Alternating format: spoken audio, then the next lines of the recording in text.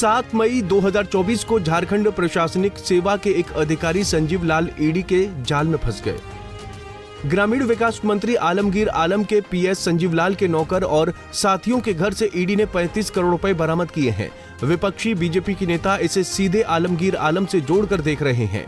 BJP नेताओं का दावा है कि ये काली कमाई मंत्री ने ही छिपाकर रखवाई थी। अब इस मामले पर बीजेपी नेता बाबूलाल मराणी ने सोरेन सरकार के खिलाफ आरोप पत्र जारी किया है।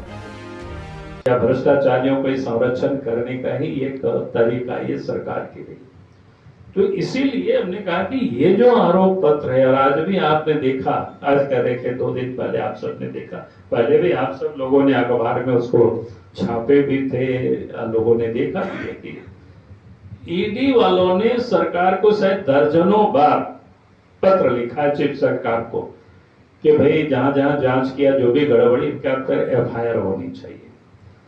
लेकिन सरकार ने उन सारी फाइलों को यूं ही रख नहीं दिया, बल्कि जिसको कहते हैं डस्टबिन में फेंक दिया। अब 2 दिन पहले जिसके यहाँ अभी छापा मारी हो आलमगीर आलम के निजी सचिव, उसके नौकर जिसके प्रकार से ऐसा जाएंगे क्या है, उनके घर से नोट का बंडल तो मिला ही मिला, और एक पत्र वो भी मिला जो ईडी वालों ने चीफ सेक्रेटरी को लिखा था। चीफ सेक्रेटरी ने ग्रामीण विकास विभाग के सचिव को पत्र लिखा, और सचिव का कहीं कोई सिग्नेचर नहीं दिखता है, लगता है कि वो चिट्ठी पहले ही या तो इधर से उधर हो गया, तो जांच का विषय है, एफआईआर तो छोड़ दीजिए। और वो भी कब, 2023 के मई महीना में पत्र लिखा गया था, और वो नोट के बंडल के साथ वो पत्र मिलता है। और इसके बाद अगर ये लोग कहते हैं कि इस प्रकार की, हमने कहा कि दर्जनों पत्र ईडी ने लिखा कि भाई उस पर कार्रवाई करते, आप बताते कि भाई हमने ये कार्रवाई किया, अगर कोई दोषी नहीं तो वो ही आप बताते, लेकिन एफआईआर करके आप उस पर जांच करते। तो ये सरकार तो बिल्कुल भ्रष्टाचारियों को बचाने का काम कर रहे हैं, और इन लोगों से मैं तो कहता हूं कि सरकार के संरक्षण में भ्रष्टाचार हो रहा है। मराणी ने कहा कि सरकार भ्रष्टाचारियों को संरक्षण दे रही है। उन्होंने दावा किया कि आलमगीर आलम के पीएस के नौकर के घर से ईडी का लिखा पत्र भी मिला है। वहीं मराणी ने कहा कि झारखंड की सत्ता में बैठे बड़े नेता आराम से भ्रष्टाचार कर रहे हैं। ये सरकार काम करने के लिए नहीं बल्कि कमाने के लिए बैठी है।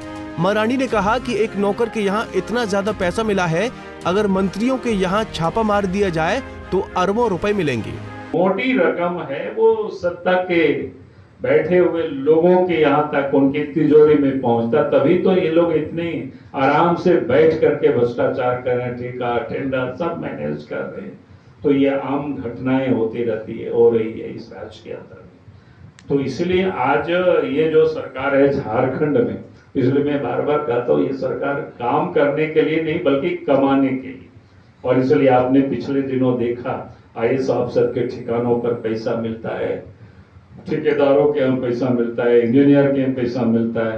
अभी आप देखेंगे कि नौकर के यहाँ पैसा इतना मिला, और अगर सब मंत्रियों के यहाँ छापा मार दे और उनके सचिव लोगों के यहाँ, तो पता नहीं कितना करोड़ या कितना अरबों में रुपया मिल जाएगी।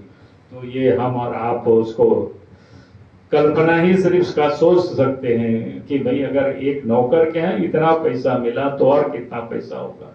तो ये जो काली धंधा का ये क्या बोलते हैं आरोप पत्र है, इसको जरूर आप सब लोग पढ़ेंगे, इसको जरूर आप सब लोग देखेंगे, तो आप सबको लगेगा। और मैं तो बार बार कहता हूं कि भाई कांग्रेस पार्टी, झारखंड मुक्ति मोर्चा, ये लोग झारखंड के भी विरोधी है, और ये सारे लोग क्या कहते हैं विकास के भी ये लोग विरोधी है।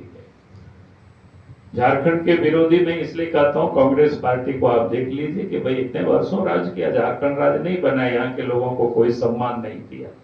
राज कब बना, जब बीजेपी के नेतृत्व में, अटल जी के नेतृत्व में केंद्र में सरकार बनी तो अलग राज बना, यहाँ के लोगों की भावनाओं को सम्मान दिया गया और अलग झारखंड राज बना। तो ये कांग्रेस पार्टी और झारखंड पार्टी तो लोकल पीछ लागू रहे। झारखंड पार्टी, झारखंड मुक्ति मोर्चा सदैव उन लोगों के साथ जो दोस्ती वो किसी से छुपा हुआ नहीं रहा। ईडी की जांच पर विपक्ष हमेशा सवाल खड़े करता है, लेकिन जब मंत्री आलमगीर आलम के पीएस के नौकर और साथियों के घर से 35 करोड़ रुपए बरामद हुए हैं तो उनकी बोलती बंद हो गई है। जनता का गुस्सा भांप कर कांग्रेस ने चुनाव प्रचार से मंत्री आलमगीर आलम को हटा दिया है, लेकिन असली कार्रवाई तो तब होगी जब काले धन के कुबेरों पर ईडी का शिकंजा कसेगा। पंजाब केसरी टीवी के लिए रांची से आशुतोष सिन्हा की रिपोर्ट। हमसे जुड़े रहने के लिए हमारे YouTube चैनल को सब्सक्राइब करें और नई वीडियो की नोटिफिकेशन के लिए बेल आइकॉन को दबाएं।